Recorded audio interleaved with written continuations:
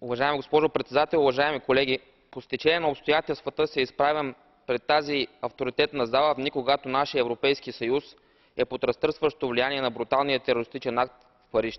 Акт, който бе заклеймен от председателя на най-голямата либерална партия в България господин Лютви Местан, с оценката, че нито едно цивилизационно различие не само че не е повод за тероризъм, а повод за още по-убеден общ стремеж към пъстротата и мултикултурализма.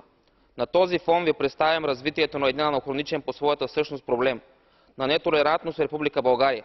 Казвам развитието, защото вече имах възможността да го маркирам по време на пленарната сесия на 12 ноември 2014 година.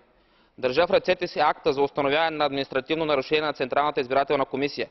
Нарушението ми е, че по време на последната предизборна кампания редом с официалния български език съм използвал няколко изречения и на майчиния си език.